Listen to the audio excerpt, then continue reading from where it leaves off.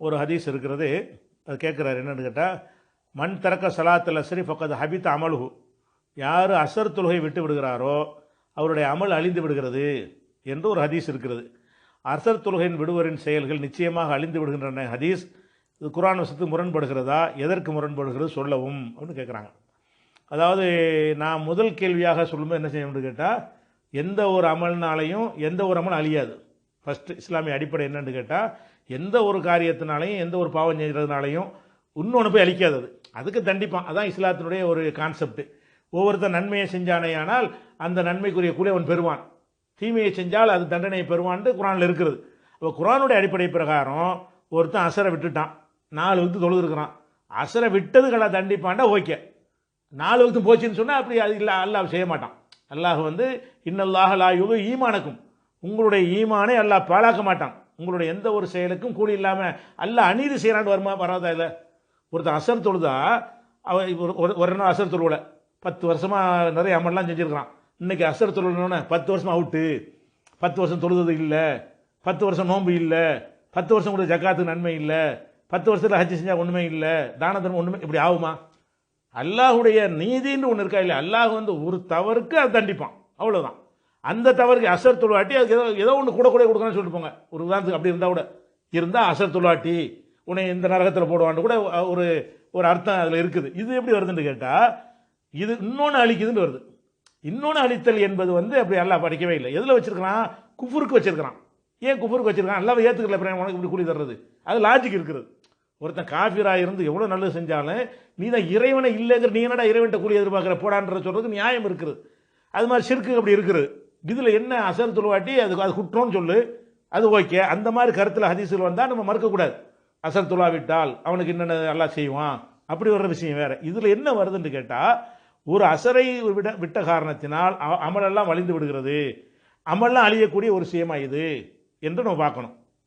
அது போக இந்த ஹதீஸை வந்து ஒரு அறிஞர் கூட இதனுடைய நேரடி அர்த்தத்தில் எடுத்துக்கிறவே இல்லை. ஒருத்தர் கூட இப்படி கேட்கறது ஹதீஸை மறுக்காம சொல்லிவிடுவாங்க. ஹதீஸை ஏற்றுக்கிற ஆள் கூட என்ன செய்வாங்கன்னு கேட்டால், வியாக்கியானம் கொடுத்து இந்த இல்லைன்னு ஆக்கிடுவாங்க. அமல் அழிந்து விடும்னா அந்த அர்த்தம் செய்யணும்.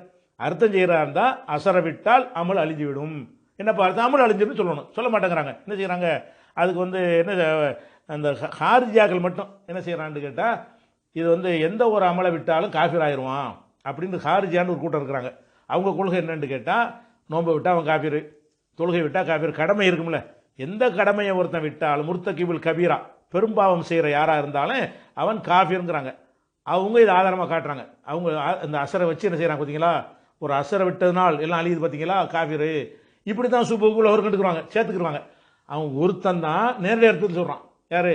ஹார்ஜியாங்கிறவன் மட்டும்தான் அந்த ஹதீஸை வச்சு வந்து ஈமான போன மாதிரி காஃபிருங்கிறான். மீதி உள்ள எல்லா அறிஞர்களும் என்ன செய்கிறாங்கன்னு கேட்டால், ஒவ்வொருத்தரும் அதாவது விட்டான்றத, விட்டான் என்றால் என்ன அர்த்தம் என்று கேட்டால், அதை அலட்சியப்படுத்தி விட்டான் அர்த்தம். என்னடா அசர் தொழுகை இப்படி, அது எல்லாத்துக்கும் உள்ளது, அது அசருக்கு மட்டும் உள்ளது இல்லை, லோகருக்கு சொன்னால் தானே அது.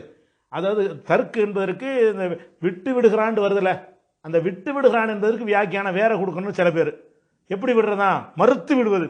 அசல்லாம் சொல்ல முடியாது, இப்போ மறுத்துறான்ல, காஃபிர் ஆகிறான்ல, அப்படித்தான் அதுக்கு வச்சுக்கிறேன்னு அப்படிங்கிறாங்க. அது என்ன அசருக்கு மட்டும் பொருந்தாது, இது எதுக்குமே வருமே.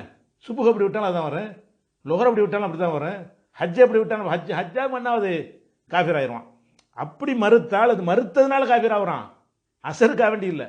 அசரை விட்டுட்டு ஏன்டா விட்டேன்னு கேட்டால் என்ன செய்யறான்? அப்படி தான் விடுவேன். என்ன கேட்குறது? அசராவது அப்படின்னு அந்த இபாதத்தை என்ன செய்யறான்? அவன் விடுறத வந்து வேற மாதிரி அர்த்தத்தில் செய்கிறான். இப்படி அர்த்தம் செய்து கொள்ள வேண்டும்ங்கிறாங்க. அப்போ அவங்களும் மறுத்தான் செய்கிறாங்க. கடைசியில் ஹதீஸை நேரடியாக வந்து மறுத்துறாங்க.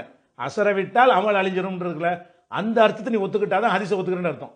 அனைவரும் இந்த ஹாரிஜாக்களை தவிர அனைவரும் என்ன செய்கிறாங்கன்னு கேட்டால், இந்த அர்த்தம் இல்லை, வேற அர்த்தம் கொடுக்கணுங்கிறாங்க. வேற அர்த்தம்னா வேற வார்த்தை, இது இதை ஏற்றுக்கிட்ட அர்த்தம் ஆகுது. இதை அவங்க ஏற்றுக்கல, வேற ஏதோ ஒன்று ஏற்றுக்கிறாங்க, இந்த ஹதீஸை ஏற்றுக்கிறவே இல்லை. அடுத்து என்ன, சில பேர் இது ஃபத்துல் பாரில் சொல்றாரு, ஒவ்வொருத்தரும் கொடுத்த விளக்கத்தை. சில பேர் மின்ஹும் மண் அவ்வள சபப தர்க்கி, ஏன் விட்டான்கிற காரணத்தை பார்க்க வேண்டும் அப்படின்னு சிலர் விளக்கம் தருகிறார்கள். ஓ மின்ஹும் மண் அவ்வளல் ஹபுத்த, அழிந்து விடும் என்றால் என்ன, நன்மை குறைந்து விடும் என்று அர்த்தம் வச்சுக்கிறேன்னு. அப்படி மறுக்கத்தான் செய்யற, மறுபடி அழிஞ்சிருந்து அழிஞ்சிருன்னு சொல்லணும். அப்படி சொல்லணும் ஏற்றுக்கல அர்த்தம். அழிந்து விடும், அமல் அழிந்து விட்டது என்று சொன்னால் அதுக்கு என்ன அர்த்தமா? அது வந்து வேறு அர்த்தம், அழிஞ்சிருந்தா முழுசாக அழிகிற அர்த்தம் இல்லை, கொஞ்சம் குறைஞ்சிரும், இப்படி வச்சுக்கிறேன்னு அப்படிங்கிறாங்க. இன்னும் சில பேர் வந்து மின்ஹுமன் அவல் அமல் அழிஞ்சிருந்து வருதுல்ல, அசரை விட்டால் அமல் அழிஞ்சிருந்துருக்குல்ல, விட்டாளுங்கிறதுக்கு ஒரு அர்த்தத்தை ஒருத்தர் கொடுக்குறாரு, கொடுத்துட்டு ஏற்றுக்கலாங்கிறாரு. அப்புறம் வந்து அழிஞ்சிருக்குன்னு அர்த்தம், நன்மை கம்மின்னு அர்த்தம், அப்படி வச்சுக்கணுங்கிறாரு ஒருத்தர். இன்னொருத்தர் செய்கிறாரு, அமல்டா என்ன அர்த்தம், அது வந்து சின்ன சின்ன அமல்கள்னு அர்த்தம், அப்படி வியாக்கியானம் கொடுத்துக்கிறாங்க. எல்லாம் அழிஞ்சு போயிடாது, சின்ன சின்ன சுண்ணத்தான தஸ்பீகான விஷயங்கள் இருக்குல்ல, அது இப்படின்னு ஆளாளுக்கு என்ன செய்கிறாங்கன்னு கேட்டால் ஒரு வியாக்கியானத்தை கொடுத்து இந்த மறுக்கிறாங்க. நம்மளே என்ன செய்யணும், இந்த கருத்து கிடையாது, இப்படி இஸ்லாத்தினுடைய கான்செப்ட் கிடையாதுங்கிறோம். ஹதீஸ் இருக்குது, அறிவிப்பாளர் சரியாக இருக்கிறது, கண்டிப்பாக கேளுங்க, ஏற்றுக்கிறவங்கள்ட்ட கேளுங்க. அசரை விட்டா அவனோட 50 வருஷம் பார்த்து போயிடுமான்னு கேளுங்க, போகாது. அப்போ எங்கே நீ தான் ஏற்றுக்கிறல, நீ தானே போய் ஏற்றுக்கிறல. அப்போ அசரை விட்டால் அமல் அழிந்துரும் என்பது வந்து அல்லாவுடைய அந்த நீதிக்கு மாற்றம். ஒரு அமலுக்கு அவன் எல்லாம் செய்ய மாட்டான், ஒரு மொத்த லைஃபையும் வீணாக்கிற மாட்டான், அவன் அமலை பூரா பழக்க மாட்டான். இப்படிங்கிற விஷயத்தையெல்லாம் வைத்து கொண்டு தான் இந்த ஹதீஸ் வந்து சரியில்லைங்கிறோம். யாரெல்லாம் இதை ஏற்றுக்கிட்டு இருக்கிறாங்களோ அவங்க எல்லாருமே என்ன செய்கிறாங்கன்னு கேட்டால், அமல் குறைஞ்சி போயிடும், நுக்சானாகி போயிடும், அது மாதிரி வந்து பல மாதிரி அதனால் பயன் இல்லாமல் போயிடும், இப்படி என்னென்னமோ சொல்கிறாங்க. மார்க் கம்மியாக போயிடும், இப்படி என்னென்னமோ அந்த இல்லை. ஆனால் அதை இவங்க சொல்லக்கூடிய எந்த ஒரு அர்த்தமும் அசரை விட்டால் அமல் அழிஞ்சு விடும், இதுதான் வாசகம். மண் தரக்க சலாத்தல் அசரி பக்கத்து ஹபித் அமலு, அசரை விட்டானேயானால் அமல் அழிஞ்சிரும். இதை ஏற்றுக்கொள்கிற யாராக இருந்தாலும் இதை ஏற்றுக்கொள்ளவே இல்லை. இது சரியான ஹதீஸ்ன்னு சொல்கிறாங்க, ஏற்றுக்கணும்னு சொல்கிறாங்க. ஏற்றுக்கணும்னு சொல்கிறவங்க ஏற்றுக்கிறாங்களா? இல்லை. இதை வச்சுக்கிட்டு வேற ஒரு வாசகத்தை போட்டு அதை தான் ஏற்றுக்கிறாங்க. இதுக்கு அர்த்தம் வேறையாம். அர்த்தம் வேறனா இவரில் வாசகத்துக்கு அர்த்தம் செய்யணுமா, இஷ்டத்துக்கு செய்கிறது அர்த்தமாகுமா? அதில் என்ன இருக்குது அதைத்தான் அர்த்தமாக சொல்லணும். இவங்க ஹதீஸில் இல்லாத ஒரு அர்த்தத்தை சொல்லி கொண்டு சொல்கிறாங்க. இது ஒருவரும் ஏற்றுக்கொள்ளாத ஹதீஸுங்க. நம்மளுக்கு ஹதீஸை மறுக்கிற பேரை போட்டுருவாங்க. ஏன்னா நம்ம ஏற்றுக்க நடிக்கிறேன்னு வைக்கிறோம். ஒத்தனையும் ஏற்றுக்கல, எல்லாம் சமாளிக்க தான் செய்கிறீங்க. சமாளிக்கிறதுக்கு மேலே இதை ரசூலா சொல்லியிருக்க மாட்டாங்கன்னு போங்களேன். இப்படி சொல்லியிருக்க மாட்டாங்க, குரானுக்கு மாத்திரம் அப்படி சொல்லுவாங்க. எந்த ஒரு அமலுக்கு வந்து அல்லாஹ் வந்து கூலி தராமல் விட மாட்டானே. அப்படியான ஒரு விஷயத்தை ஏன்ப்பா சொல்கிறீங்க நம்ம கேட்டோம்னு சொன்னால் ஹதீஸை மறுக்கிறீங்க. இதை நீங்கள் ஏற்றுக்கிட்டீங்களா, நாங்கள் என்ன இந்த வேறு அர்த்தம் வச்சுக்கிறோம், வேறு அர்த்தம் நீங்கள் ஏற்றுக்கிட்டீங்க, இப்போ இதை ஏற்றுக்கல, இதுதான் ஆகும். அதனால் இது ஒரு விஷயம் இருக்குது. இது ஷேக் அப்துல்லா ஜமாலி விவாதத்தில் இது கேட்டார். ஷேக் அப்துல்லா ஜமாலுடைய விவாதத்திலேயே அசரை விட்டால் பழைய கேள்வி தான் இது அப்படின்னு சொல்லியிருக்கணும் பேசிக்கிட்டு.